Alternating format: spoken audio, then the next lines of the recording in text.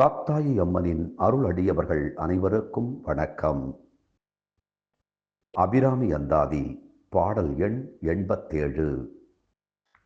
புகழ்பட நம்முடைய செயல்கள் அமைய இந்த பாடலை படியுங்கள், கேளுங்கள்.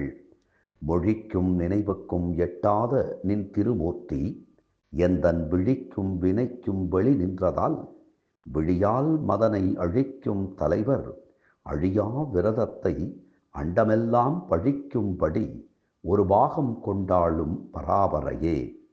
நெற்றிக்கண்ணைக் கொண்டு காமதகனம் செய்த சிவனுடைய அழிக்க முடியாத யோக விரதத்தையே எந்த உலகத்தாரும் பழிக்குமாறு உன்னுடைய அழகால் குலைத்து அவனின் இடப்பாகம் விற்றிருந்து ஆளக்கூடிய அபிராமி அன்னையே, தாயே, வாக்குக்கும் மனத்திற்கும் எட்டாத உன்னுடைய திருவுருவம் என் விழிகளுக்கும் செய்த பூசைக்கும் வெளிப்பட்டு நின்று இன்று காட்சியளிக்கின்றதே.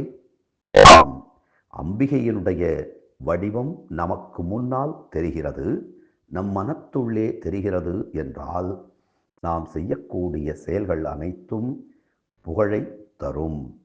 தோன்றின் புகழொடு தோன்றுக, அகுதிலார் தோன்றலின் தோன்றாமை நன்று என்பார் வள்ளுவப் பெருந்தகை. ஆம், நாம் எந்த செயலை செய்தாலும் அது புகழ் தரக்கூடிய செயலாக இருக்க வேண்டும்.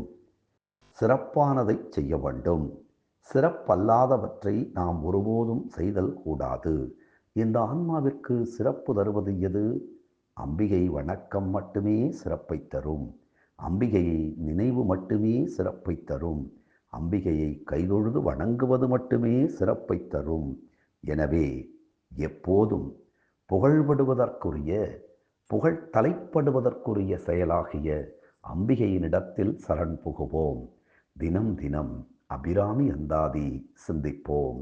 அப்படியே நம்மை அணைத்து காக்கும் காத்தாயி அம்மனின் திருப்பாதங்களை சிந்திப்போம். அதன் வழி நம் தீய வினைகள் சிந்திப்போகும். நன்றி, வணக்கம்.